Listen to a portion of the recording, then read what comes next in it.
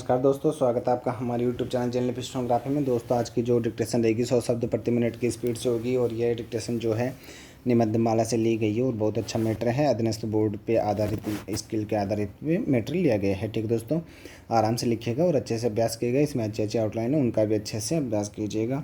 यदि आप चैनल पर नए हो तो चैनल को सब्सक्राइब और शेयर जरूर करें। ये इसकी PDF जो है आपको टेलीग्राम चैनल पर मिल जाती है, जिसका लिंक डिस्क्रिप्शन में दे दिया जाता है। ठीक है दोस्तों, चलिए स्टार्ट करते हैं। डिक्टेशन स्टार्ट होगी 3 सेकंड बाद। वह विशिष्ट समयावधि जिसमें बालक या युवक किसी शिक्षा संस्था में अध्ययन करता है विद्यार्थी जीवन है। जीविकोपार्जन की चिंता से मुक्त अध्ययन का कालखंड विद्यार्थी जीवन है। भारत की प्राचीन विद्या पद्धति में 25 वर्ष की आयु तक विद्यार्थी घर से दूर ऋषि आश्रमों में रहकर विविध विद्याओं में निपुणता प्राप्त करता था, किंतु देश की परिस्थिति परिवर्तन से यह प्रथा लुप्त हो गई। इसका स्थान लिया विद्यालयों, महाविद्यालयों और विश्वविद्यालयों ने। इन तीनों संस्थाओं में जब तक बालक या युवक अध्ययनरत है वह विद्यार्थी कहलाता है। उसकी अध्ययन अवधि में उसका जीवन विद्यार्थी जीवन नाम से अभिहित किया जाएगा। दूसरी ओर आधुनिक भारत में गुरुकुल तथा छात्रावास पद्धति प्राचीन ऋषि आश्रमों का समयानुसार परिवर्तित रूप है। इन गुरुकुलों और छात्रावासों में रहकर अध्ययन करने वाला विद्यार्थी सही अर्थ में विद्यार्थी जीवन का निर्वाह करता है। वर्तमान विद्यार्थी जीवन भी 2 प्रकार का है। परिवार में रहते हुए विद्यार्थी जीवन, छात्रावासीय छात्र जीवन। परिवार में रहते विद्यार्थी जीवन में विद्यार्थी परिवार में रहकर उसकी समस्याओं, आवश्यकताओं, मांगों को पूरा करते हुए भी अध्ययन करता है। नियमित रूप से विद्यालय जाना और पारिवारिक कामों को करते हुए भी घर पर रहकर ही पढ़ाई में दत्तचित्त होना उसके विद्यार्थी जीवन की पहचान है। दूसरी ओर छात्रावास में ही रहता हुआ वह पारिवारिक झंझटों से मुक्त पूर्णतः शैक्षिक वातावरण में रहता हुआ विद्यार्थी जीवन का निर्वाह कर अपना शारीरिक, मानसिक तथा आत्मिक विकास करता है। विद्यार्थी जीवन उन विद्याओं, कलाओं तथा शिल्पों के शिक्षण का काल है जिनके द्वारा वह छात्र जीवन के अनंतर जीविकोपार्जन करता हुआ पारिवारिक दायित्वों को वहन कर सके। अतः यह काल संघर्ष में संसार में सम्मान पूर्वक जीने की योग्यता निर्माण करने का समय है।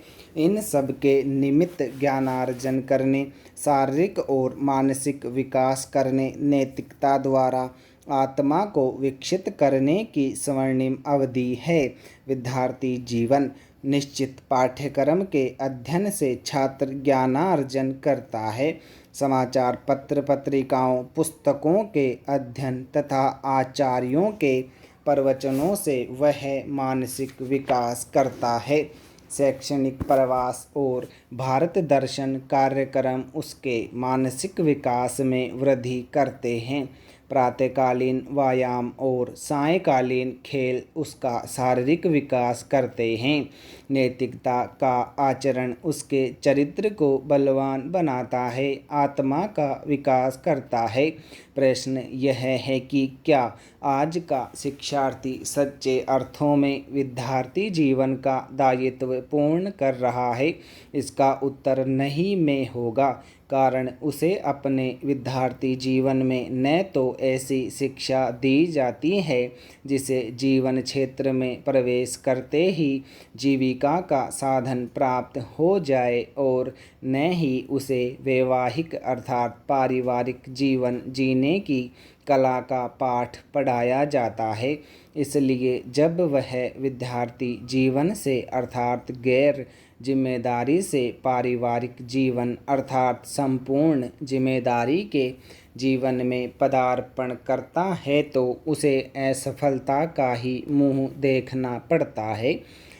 आज का विद्यार्थी जीवन जीने के लिए अनुपयुक्त बहुविध विषयों का मस्तिष्क पर बोझ लादता है। ज्ञानार्जन के नाम पर पुस्तकों का गधे भर का भार कमर पर लादता है।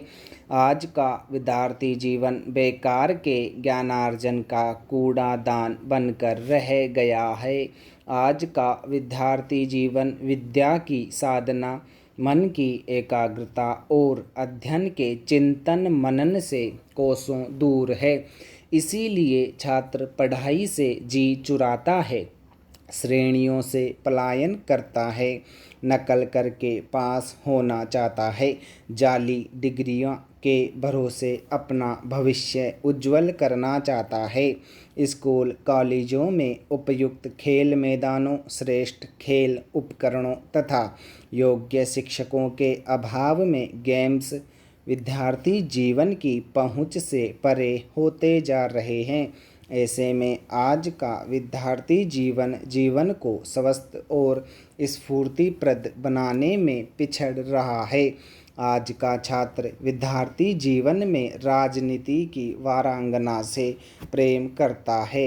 हड़ताल, तोड़ फोड़, जल से जुलूस, नारेबाजी, जिंदाबाद मुर्दाबाद का पाठ पढ़ाता है। जो पढ़ता है वह उसे प्रत्यक्ष करता है, उसे कार्यान्वित करें क्यों न। जब 18 वर्षीय विद्यार्थी को वोट देने का अधिकार देकर भारत सरकार ने उसे राजनीति रूपी वारांगना से प्रेम करने का आशीर्वाद दे दिया है। आज के छात्र का विद्यार्थी जीवन प्रेम और वासना के आकर्षण का जीवन है। वह गर्ल्स फ्रेंड, बॉयज़ फ्रेंड बनाने में रुचि लेता है। व्यर्थ घूमने फिरने, होटलों क्लबों में जाने में समय का सदुपयोग मानता है। वासनात्मक संबंधों को उत्तेजित करने के लिए शराब और नशीले ड्रग्स का उपयोग करता है। विद्यार्थी जीवन में विद्या की अर्थी उठाता है। ज्ञानार्जन के पवित्र कर्म को कामाग्नि में होम करता है।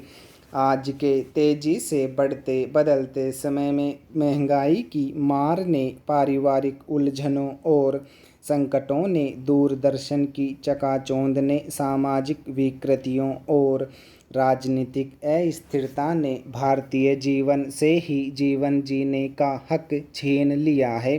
तब विद्यार्थी जीवन उससे अछूता कैसे रह सकता है। गिरते परीक्षा परिणाम, फर्स्ट डिवीज़न और डिस्टिंक्शन की गिरती संख्या वर्तमान विद्यार्थी जीवन के अभिशाप के प्रमाण है।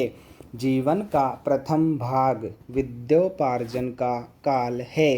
विद्याध्ययन करने का स्वर्ण काल है।